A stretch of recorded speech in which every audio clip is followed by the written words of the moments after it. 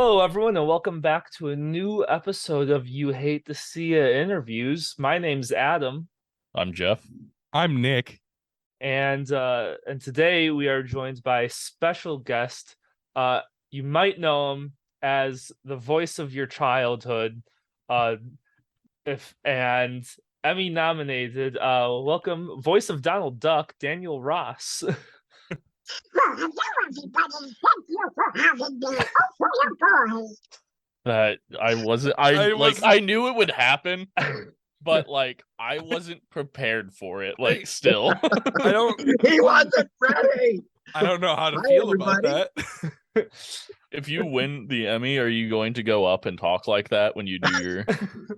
Everybody's asked me that, and to be quite honest, I will probably say a few words, but it's I got a lot of people to thank, so I'll probably keep it to mind. Yeah. Cool. So, well, I mean, let's start at the beginning. How Yes, did you let's become start the at the voice of beginning. Donald Duck? That's I agreed really that we would start at the beginning rather than the end, so I'm going Yeah. to hold you to it. okay.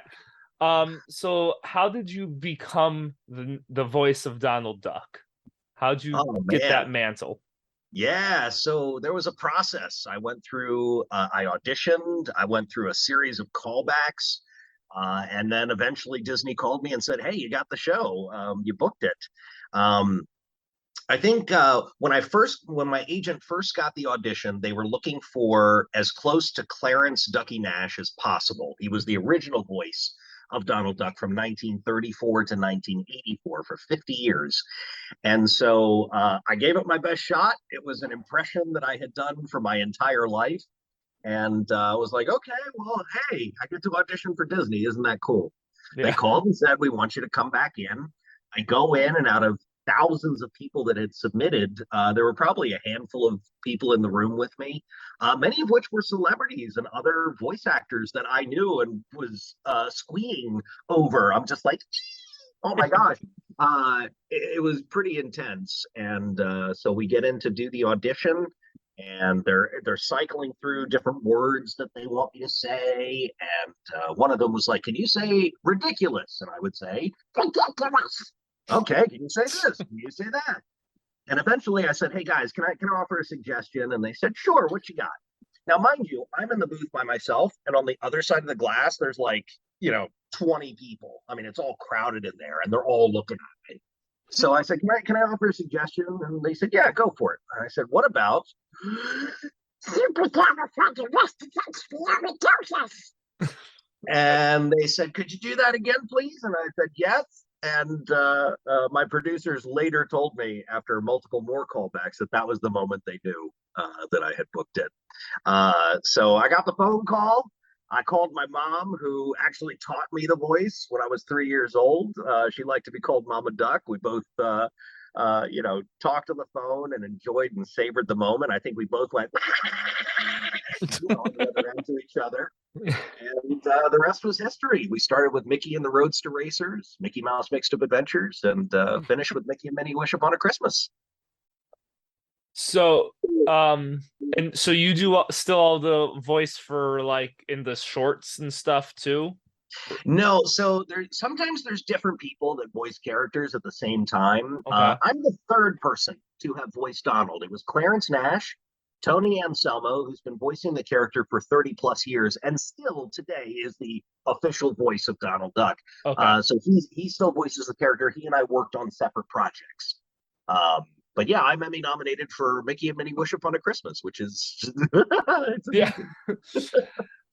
So how do you guys who makes the decision of which one of you voices for which project? How is that decided? Yeah, you just show up when they call you? That's way over my pay grade. Yeah, I show up when they say, "You here now." Yeah, that's Do a the Bob voice. Iger issue. Yeah. Do the voice. Here's the cash. So how did you have you been? It sounds like you've just been doing impersonations since you were a baby at this point. So did you learn most of them from your mom and then just kind of kept going as you grew up, or? So that's a good question. My mom encouraged most of it, but she taught me Donald. That was a specialty of hers, and she started doing that to annoy her mom, my grandma. Back in the day. So she would quack just to annoy my grandmother. But no, I would sit in front of the TV for Saturday morning cartoons, big bowl of Lucky Charms cereal, just impersonating all the characters that I would see on the TV. So I mean, we're talking Looney Tunes, Transformers, Masters of the Universe. I mean, everything that came on at that time. So Donald was the first voice I learned how to do, and then everything else just kind of I started to do it as I grew up, and to my parents' chagrin. I would impersonate them. I would impersonate my teachers to get out of school. I would prank phone calls. Yeah, and then later in life, I started using my superpowers for the forces of good. I think you mean money. Yeah. No, it's so much more than that. I mean, honestly, you raise an interesting. I know it's facetious, but you raise an interesting point. I got in this for money to have a job. This is my job.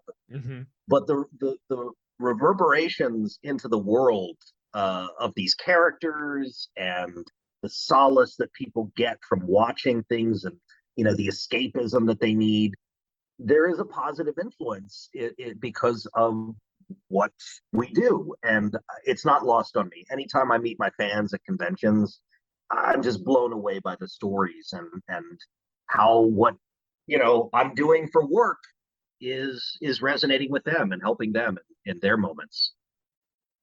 I gotta thank you for making me remember Transformers the game on the PSP that I have not thought about in easily 15 years. Yes. So that is I forget that I had a PSP for like often, and then I completely forgot I had that game for sure. Decepticons, this is Starscream. Oh Make for the rendezvous point. The old spark will soon be ours. That oh my god! I just trying to remember games I had for the PSP. I before this I would have never remembered Transformers. Yeah, that was my first big break, actually. Transformers. I campaigned to be a part of that because I don't know if you all can tell, I collect a lot of Transformers. Mm-hmm. I've got Cybertronian ink on me. I'm a big Transformers fan. In fact, the very first movie I ever saw as a kid was the Transformers, the movie, in 1986. I have distinct memories of when I was I had to have been like 5 or 6, and it was one of the new Cartoon Network Transformers shows was just coming out, and I recorded it. My dad let me record it, and I was supposed to go to bed that night, and it was like at like 8 because I was like 5, and my grandpa, he let me watch it an hour after it was done recording, and then we figured out together how to make it look like we didn't watch it. and that was the premiere, and that was one of the best memories I have of those. Like, that's one of the only memories I have when I was like 5. Wow, that's really something. Yeah, Transformers has been around for a while. I mean, it was invented in my childhood. Mm-hmm. I'll take credit. In the 80s, and then blew up in the night. It disappeared for a while, and then it came back with Beast Wars, and then all of a sudden it just completely exploded on the market again. It was probably around 2000.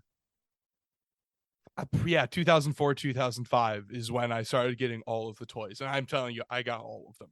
So you probably went for, if it was 2004, I'm gonna say, were you in the Energon or Cybertron era? Energon was everything. That was my lifeblood as a child. Was Energon. There you go. Yeah, that was every single show I watched. Yeah, no, that was a great toy line. I still have all of those too. See, I didn't watch anything Transformers until the Michael Bay movie on DVD because my mom thought cars turning into robots was stupid and wouldn't let me watch it. So Well, your mom was wrong. yeah, she is. My mom really hurt my entire existence. I wasn't allowed to watch Star Wars because my mom thought it was stupid. The first time I saw Star Wars was on Spike TV after all 6 had come out, and Spike TV ran like episode 1 through 6, and my dad had only seen the original 3, so we sat down and watched, and he didn't even remember like that his movies were episode 4, 5, and 6. He was just like, I don't know. Yeah, we'll start with episode 1, and he's like, I have no idea what this is. But my mom, Dad, there's a thing called prequels. They yeah, come before the thing, and then the sequels of the after thing. Yeah. So my mom was on a cruise, and we recorded all 6 movies on Spike TV and watched them while she was away, And then did you go back to her and say, Mom, Star Wars is not stupid? no, we hid the fact that I watched Star Wars, and I don't even think to this day, she knows I've seen it now, but I don't think to this day she knows when or how I first saw it. So Okay. So she's I see the scenario playing out. She's knocking on your door. What are you doing in there? What are you doing in there? She opens the door. You're on your phone. Oh, Mom, what are you doing? I'm watching Star Wars. Yeah. Effort, and it was 100%. Nick, why do you sound like you're 19 miles from your mic? How do you manage this every time? Probably we record because a there you go. podcast? There we go. That's where the gain was. I had to tell my mom to leave, so I didn't want that caught on mic. Mom, go away. We're talking about Star Wars. Talking about Transformers, Mom. Go away. God, I'm talking to Starstream, Mom.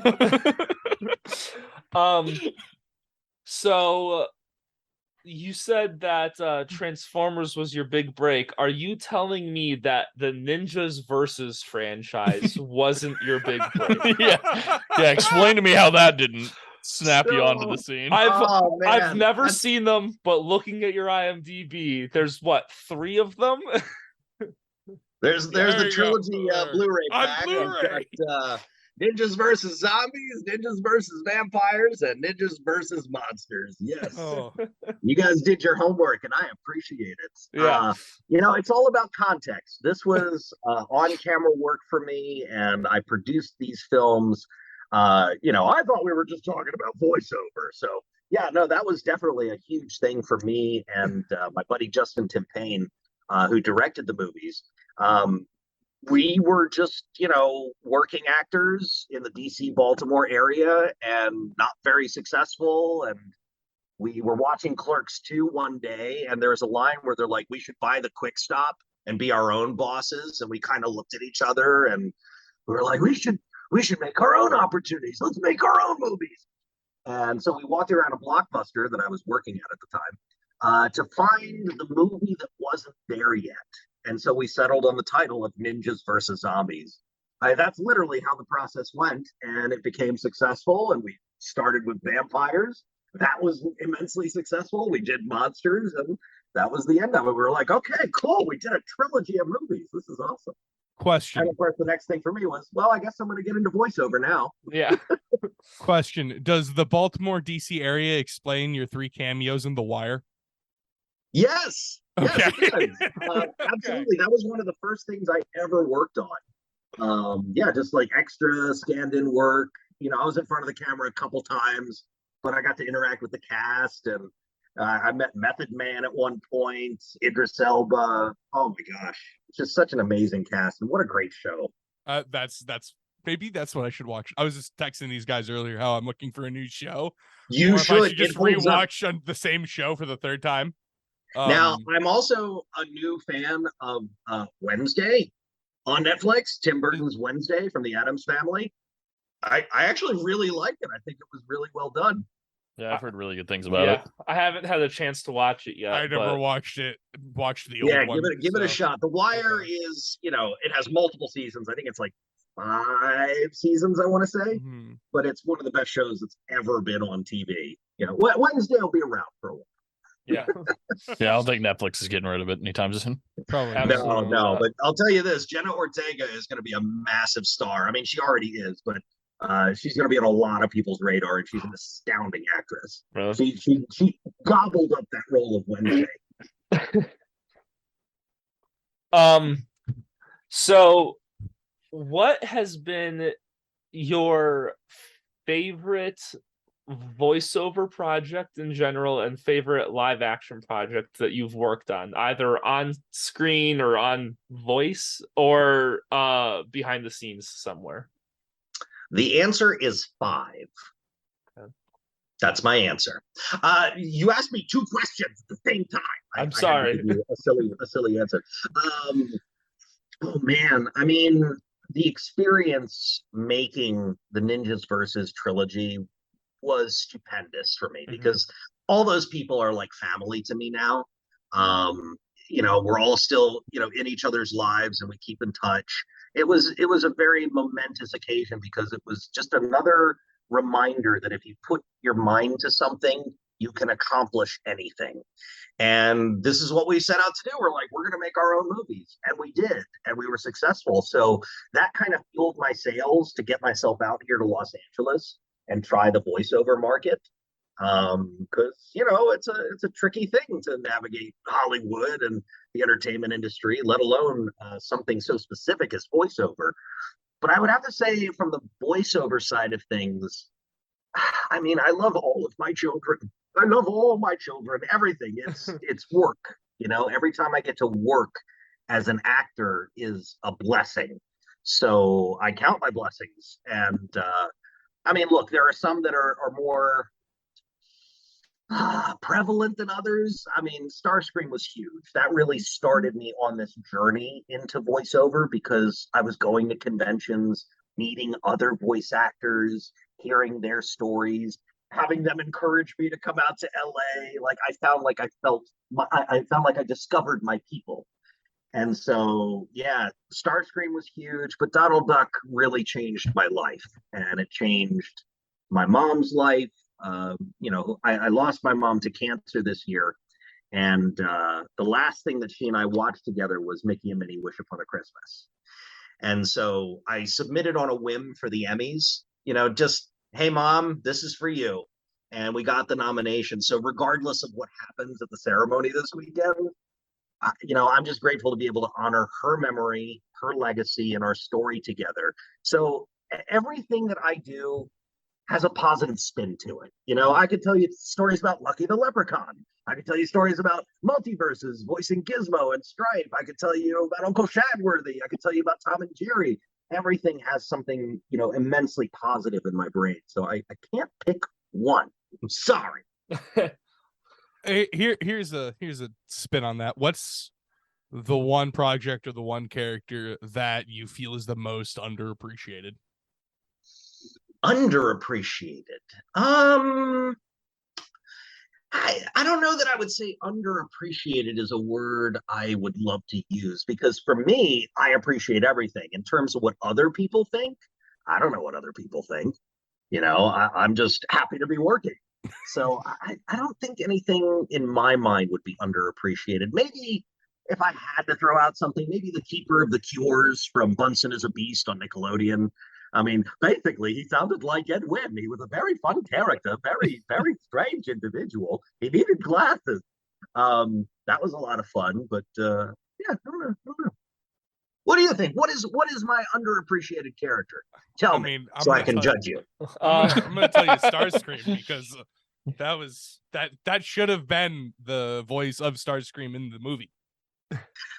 Interesting that you mentioned that. Charlie Adler did the voice of Starscream for the movies, and he was incredible.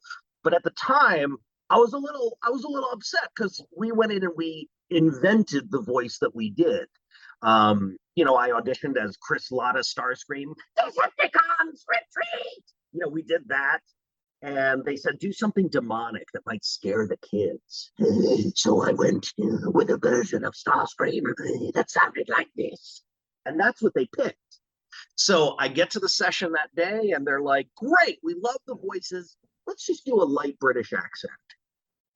And I said, so you're telling me you want Starscream to sound like this? Yes, perfect. And I was like, oh, oh, no, please don't fire me, but no. And they're like, why? What? And I was like, I'm a fan.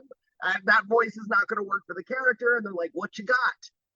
And in that moment, I went, Decepticons. This is Starscream, and that's what we ended up sticking with. So, yeah, it was a crazy thing, and I appreciate that you hold that in such high esteem because I certainly do as well. Could you believe if Starscream was British? It makes me feel uncomfy.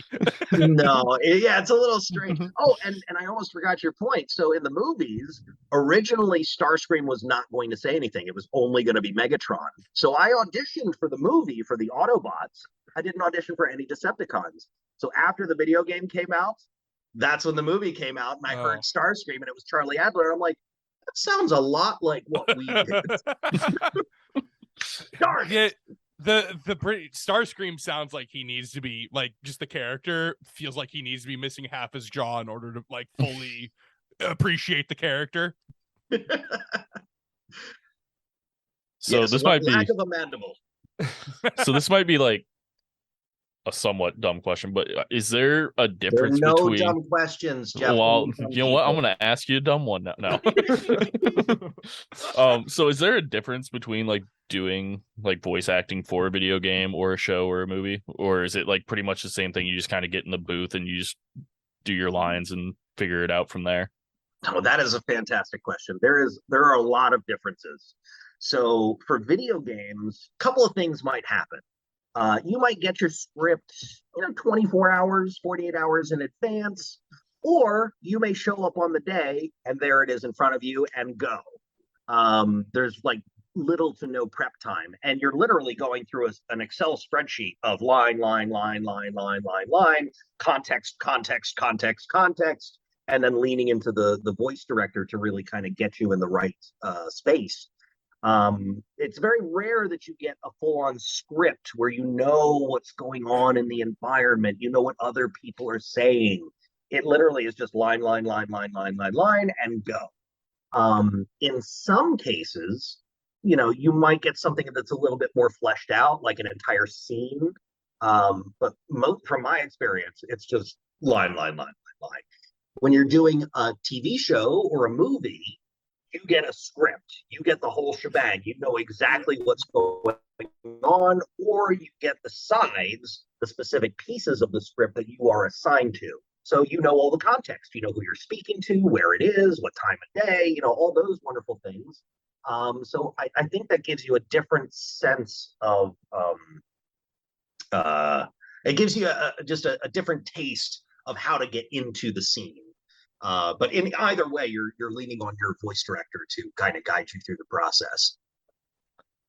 Have you ever auditioned or tried to get a role in like dubbing anime? Because I've heard that's just doing that is a pain. I'm gonna be honest, as someone who's been getting into anime recently, and I listen to dub, I watch dubbed more than, because I usually watch it like just on the background at work, so I don't know Japanese, so it doesn't work if I'm not looking at it.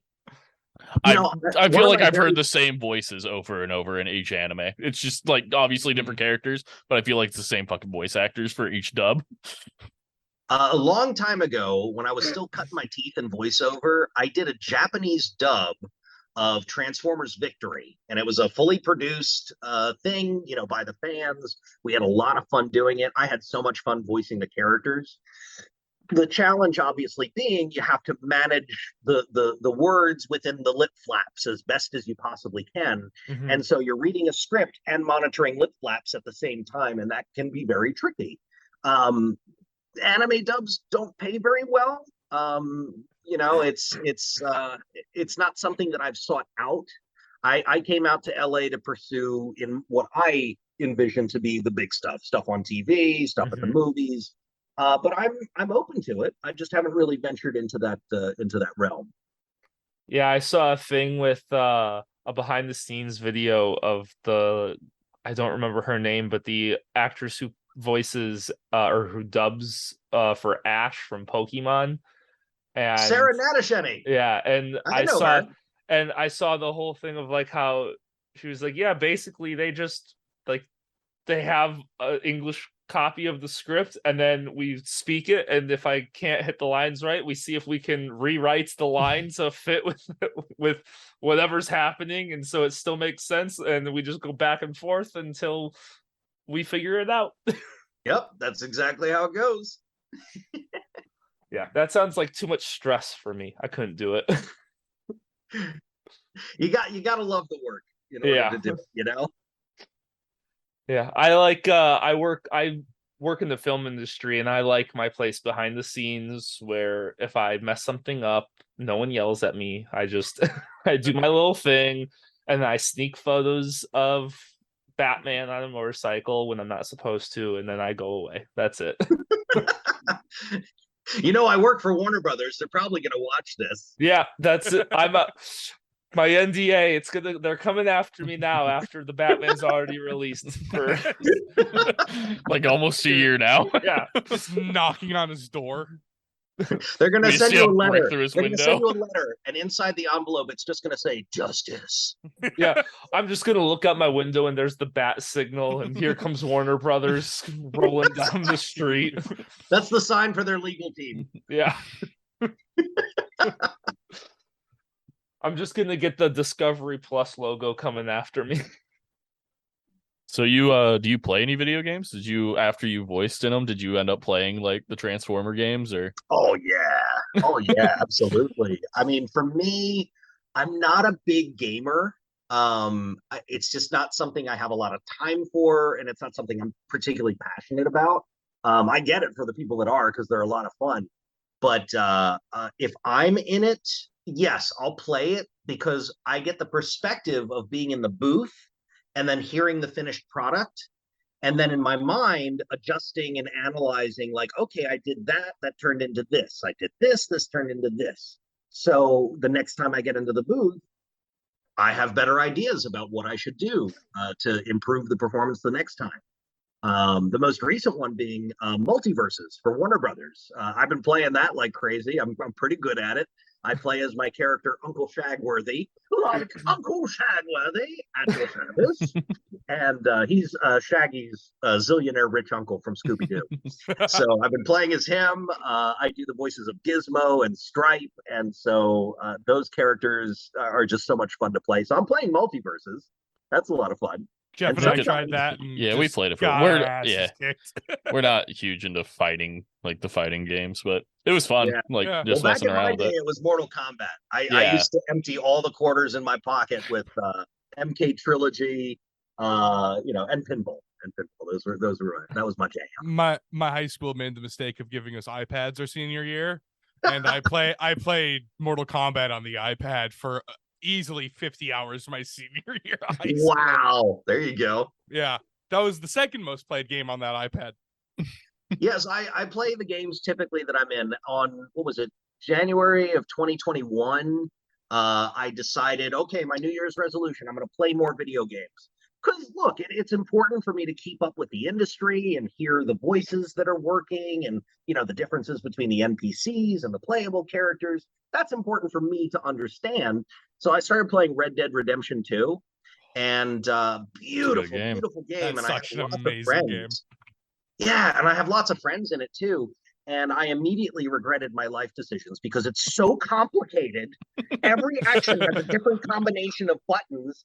And I'm thinking back to the days when I was showing my dad Super Mario Brothers for the first time on the Nintendo. And he's like, why do you have so many buttons? You just need one and a joystick. And I'm like, Dad, it's the future. And so, I'm playing Red Dead Redemption 2, and I'm just getting mauled by wolves and bears. And I'm just like, ah! It gave me so much stress and anxiety. I was like, I'm done. To be fair, I don't know how far you made it into that game. That is the first 2 hours of that game exclusively. It does get better, but that is the first 2 hours just getting mauled. Dude, Yeah. I felt like when I first played that game, the opening tutorial scene, like whatever you want to call that, when they're going through the snow trying to get to the city, that could have been a fucking game itself. Like, damn, it's so long. Here's the thing, that I played that game in totality 2 or 3 times, and it's just every time you play it, it's just such a beautiful game. Like, you find something new every time. Yeah, it's gorgeous. It's you could get lost in it, and I think that was the point. Oh yeah. But I really used to love. There were PC games that came out in like the '90s, like Myst. You know, Yeah. Myst 2, Myst 3, 4, the Seventh Guest, the 11th Hour. I love the search and explore, solve puzzles, and with a narrative. I love those kinds of games. Yeah, those were cool. So, since you're a voice actor, have you been reached out to from Critical Role yet to go play D&D? And Nah, they don't need me. They've got their setup pretty good. Although I did hear I forget who said there've been clips going around. Somebody was trying to talk in Donald Duck voice, and Sam Riegel was actually the voice director of DuckTales. So he's clued in on that. But no, I haven't gotten the call yet. Gotta love Matt Mercer. Is he like really Matt one Mercer. of the? That's who it was who was doing the Duck Talk. Is he still considered one of like the best voice actors? Like I know for a while there he was like one of the best. Is he still considered that? Absolutely. Yeah. I don't know what he does as outside of Cassidy for Overwatch anymore. Oh. See, now I just want you to play D&D and play as a character called Donalisis Ducketh and just stay in the down. I've got my Pathfinder page here. That was the last thing I was working on, and our group kind of disbanded because we all just had busy schedules. Yeah. The downfall of Dungeons and Dragons. Yeah, that's how it is. We're trying to constantly create new games with the people that can make it, and then one person can't make it, so it stops being played, and everyone creates another game with everyone else, and it's just a big circle of who's available. I mean, D&D has been a part of my career for a long time. I worked on Neverwinter. Oh shit! Okay. And most recently, I think it's the North Dark Reaches is the latest pack. I play Rumpadump, who's a Myconid, and that's been cool. Obviously, Warcraft, Shadowlands. I played Kadarin and a couple others. So yeah, that fantasy world is definitely near and dear to me. What's your go-to D&D character? I like the bards. That makes sense. Yeah. And I'm the guy that's like, I'm gonna pull out the most obscure spell, that's advanced for my level, and be like, I think this is prudent in this moment, and everyone looks at me and goes, why would you? No. So you just play a bard. Yeah. The last game we were just playing, I was a bard, but I was the dad's bard, which ended up awful in the campaign because my entire character, I picked the most useless spells because everything I did was pretend like I was acting as like the group's father. So all I could do was RP, and like that was the whole point of the character, and it was a very combat heavy campaign. So you were singing and slinging dad jokes. Yeah, so he was more of just really shitty inspiration.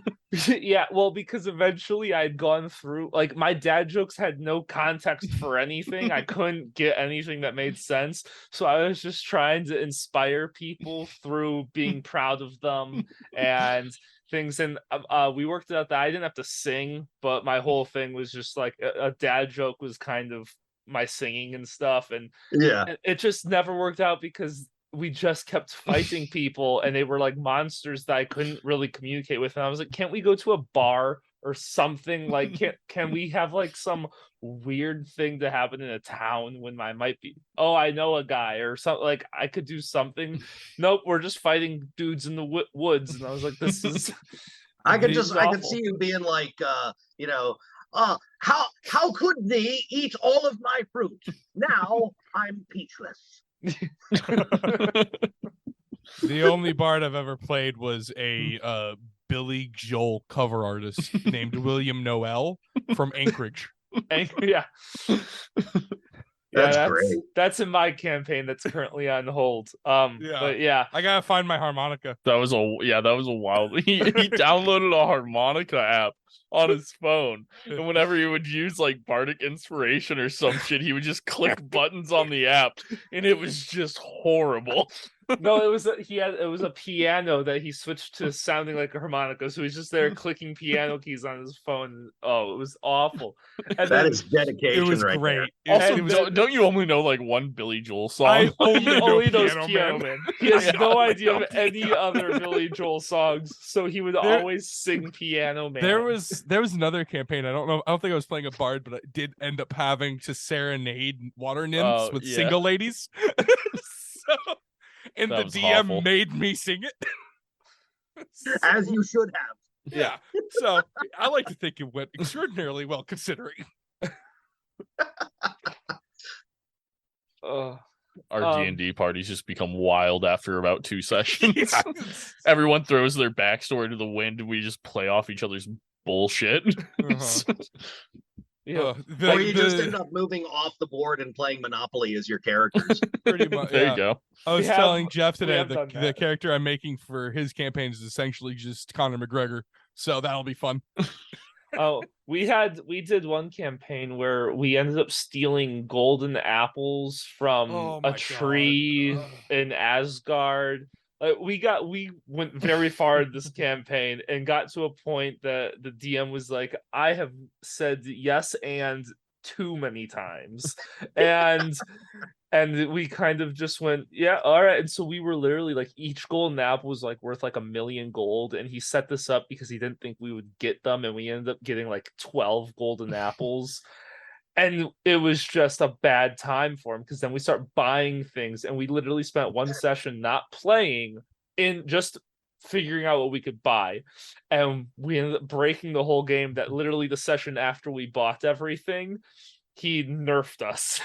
And like, Yeah, there was I- a post session patch that came out before Yeah. the next session. I also refuse to ever DM for Adam and Jeff together again. That was you have to admit that was the most clever I- thing we've ever come up I with. Yeah. hated it. It was a Okay. nightmare for me. okay, so I guess so we went and Jeff and I worked together and we built our backstories around each other, and Nick had to approve our backstories, so we made them just vague enough for him not to realize that we were together. But so I was a centaur and Jeff was a gnome or something. Yeah. Whatever was this, he made himself as light as possible. I made my carrying capacity as heavy as possible so he could ride me. And then both of us were fighters. So Yeah. that way we got opportunity attacks on each other for each other on everything. And then and he had such high health and I had such low health that we made it that because I was a steed, then you can take the damage of your steed. And it was, but it's broken. So how it originally, I don't know if they still have it like this. I haven't read the wording. So how it is in 5e is there's a subclass in Xanathars for fighter that is Cavalier.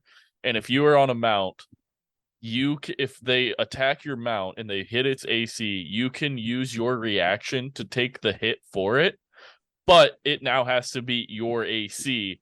And then if it doesn't, then it just doesn't hit. And Adam's AC was like 14 and mine was like 21. So they would just attack Adam and I would just take the hit and just neither of us would ever take damage. And Nick got really mad. And I canceled the campaign after that. I that did. campaign lasted 2 sessions. Yeah, I took like one because I think we started at level 3, so I took like a level of paladin, a level of something else with spells, and all just to get the cantrips to heal. So that way, as he's taking my damage, I'm touching him, so I just heal him for things, and it was great.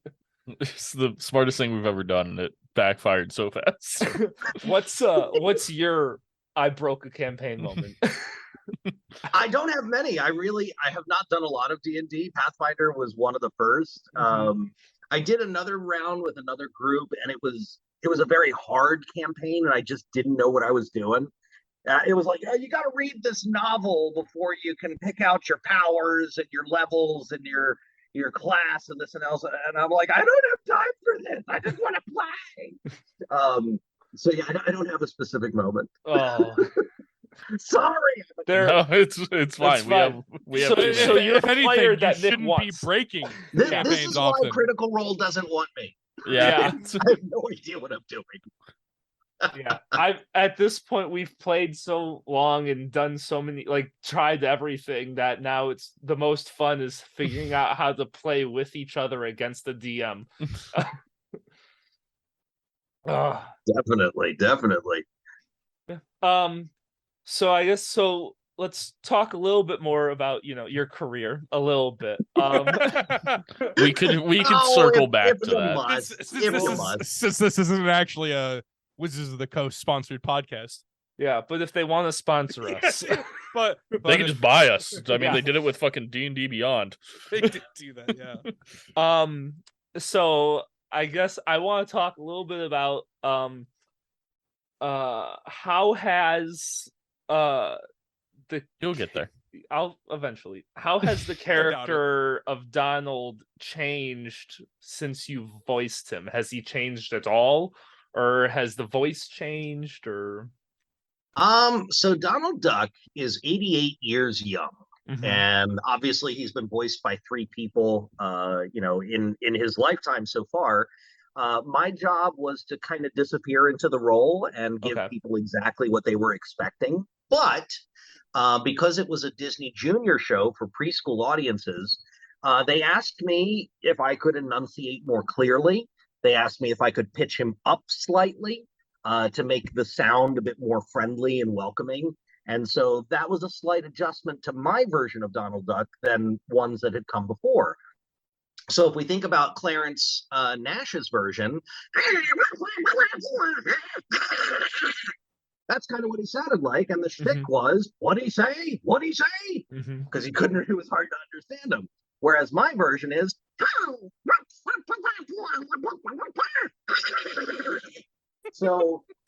that was kind of the compromise. The writers were very excited that they could have Donald carrying more of the narrative, because most of the time, if you notice, Donald will say something and then another character will repeat what he said.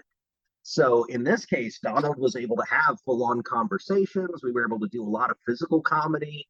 There really is no word that I can't say in Donald Duck. The technical term is buckle speech, like a belt buckle. I can speak in other languages. I can say just about any word. Like the sky's the limit. And when I first started, they gave me a sheet from Clarence Nash himself, which was all the words that were difficult for him to say, so that the writers could then work around it. Mhm. And I looked at the sheet and I was, amazed and honored to receive the sheet. And I looked at it and I went, I can do all of this. We're good. Let's go. Let's have fun. So my version is a little bit different in that respect. But the essence of the character is absolutely the same. And then how did you take over the role of Lucky the Leprechaun? So that was one of the first jobs that I booked here in LA. When I moved here in 2014, I drove my car cross country from DC to LA. And when I got here, I said, okay, within the first year, I'm going to get my first agent. I'll quit my job. I'll be doing voiceover. And so I had been working big box retail. I was working at Target at the time, 10 p.m. to 8 a.m. every single day. The trucks going in, the freight going out, the floor, everything else. I finally said goodbye to that job. My gut was telling me it's time. It's time to move on. It's time to start, doing more voiceover, because I started booking some things. And I'm like, well, all right, do I have a job and health benefits, or no, and do voiceover and maybe something good will happen?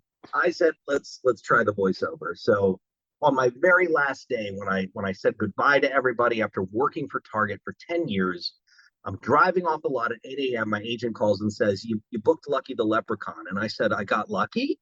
And I went, I got lucky. I really got lucky. Like, this whole situation. Thank you, universe. I feel so lucky. So that was kind of the situation. they asked me to emulate Doug Prees, who was, I think, the second or third voice of Lucky. It started with Arthur Anderson, and Lucky is almost 60 years old, as is now. So I think there's been maybe 10 people who have voiced Lucky in that time period. But yeah, I voiced him for 2 years, and it was so much fun because I love Lucky Charms cereal. It And is when I was my a favorite kid, I used cereal. to pick out all the marshmallows and I would put them into a ball and I would eat the ball. And then it looked like I had murdered a unicorn because of all the colors on my hands. It was great. So, I mean, I guess, you don't still do them, do you? Or The Lucky Charm cereal? Yeah. Yes, I eat that all the was- time. I eat that all the freaking time. Jesus All Christ. the time. I was You gonna know say, why? is it? Because they're magically delicious. I was gonna say, You're is it not like, for me Lucky Charms, are you? is it less likely to get commercials now with like streaming services and stuff, and not as much cable TV and all Oh that? no, definitely not. I mean, commercials are the lifeblood of capitalism. Anytime somebody's got something for sale, you got to let people know about it, and so commercials will never go away. You got radio commercials, TV commercials, even streaming services. You know, if you're not paying for YouTube, you're subject to all of their commercials and ads. That's true. So, you know, it's still out there. It's very, very prevalent. I just don't happen to work a lot in the commercial sphere. The last commercial I did was a Super Bowl commercial for McDonald's, where I voiced Grimace and his thoughts. So, funny story about that. It was the commercial where they're all going, "Can I get a?" They're up in front of the menu. "Can I get let me get a." And so Grimace is there going, and then you see these two sandwiches in his head go, "Pick me, no, pick me." And so I did that. I was so excited. I'm like, "Oh my gosh, Grimace, character from my childhood." Yeah, it's Grimace, eh? And so I was so excited the day it came out. I watched the Super Bowl and I'm like, that's not me. That's not me going, It sounded so off. And I'm like, well, maybe I sound like that. All over the news. Ryan Reynolds voices Grimace for McDonald's. And I'm like, what? You gotta be kidding me. So I guess initially I was really mad because I ordered a pop figure and I'm like, I collect pop figures of the characters I voice. And so I have to find Ryan Reynolds and have him autograph it for me just for the irony. Yeah, I guess if you're going to be replaced by someone, at least it was Ryan Reynolds. You got it. You got it. At least it wasn't So Nick. Ryan, if you're listening, I wouldn't mind a cameo in Deadpool 3. Ryan, if you're listening, could you do some promoting for us? Jesus fuck, my guy. Help us out. Come on the show or something. Holy cow. Yeah. All right. Well, so Daniel, it's been a blast having you. Would love to do it again sometime. For when you win the Emmy. For when you win the Emmy. Yeah. Yes. There we go. We'll have you Little back. Emmy party. Yeah. It's either an Emmy party or a pity party. Well, Nick will be there, so it'll always be a pity party. Had to get one in there, didn't you? Yeah. Yeah. It was really light. I'm making fun of Nick today. It was. Oh. Thanks everyone for listening to this episode, and thanks so much, Daniel, for coming on the show. Oh yes. Oh yes, please. So first and foremost, thank you all of you for having me on the show. This was a pleasure chatting with all of you. If you let's see, where do we even start? Mickey and Minnie's Wish Upon a Christmas. You can find that on Disney Plus. It's for the holidays, so that's perfect for the time of year. Multiverses is out from Warner Brothers. Like I said, I play Uncle Shagworthy, Stripe, Gizmo. Diablo Immortal just came out. I'm in Genshin Impact. Mickey Mouse Funhouse. There's so many fun things that are out right now. But I would love if you all would follow me on social media. You can find me under actor Daniel Ross. I've made it very simple. Everywhere there's social media, you will find me at actor Daniel Ross. Find me on TikTok. We have a lot of fun on TikTok. I follow you. We go behind the scenes with voice acting, interact with the fans with Donald Duck. I'll make you laugh. I'll make you cry. You should stop by. Nick, make sure you follow him on TikTok, Nick. Nick. I don't have a TikTok. Yeah, Nick. but I'll follow you on Instagram. Follow me there too, Nick. Okay. Why weren't you following me already? I'm doing it right now. I'm gonna Yeah. start stream haunting my dreams in a second. Why weren't you following me, Nick? Oh What boy, is the purpose? I will destroy you. I'm having flashbacks. Was this a common thing that Starscream No. would say to you while Yeah. playing the Yeah, game? it was dreams. No, it was Did you dreams. enter your name into the game and then it would just autofill it? Yeah, exactly. Okay, I am now following Nick, you. we're Please losing. Let me sleep. Follow faster. Follow I'm faster. following. All right. Thanks again All for right, coming guys. on the show. It was a good Thank time. you so much. Have was a happy blessed. holidays, or I should say, happy holidays, everyone. Oh yeah, Yes. that's going to go in the ad. Oh, 100%. All right, thank you. All right, guys. All right, take it easy. thanks. You too. Cheers. If you liked the episode, tell us your thoughts and join the conversation by rating and reviewing us, sharing the episodes, and following us on social media at YOUH82CIT. You can also help us out by becoming a patron to the podcast. By becoming a patron, you get access to our private Discord server, our monthly movie review, and you even get access to unedited video versions of our episodes. All links are in the description. And that's it. You hate to see it end, but fear not, we shall return. And you'd hate to I- miss it. Oh, I hate no. it so much. We're doing this again. I'm emo now because of you.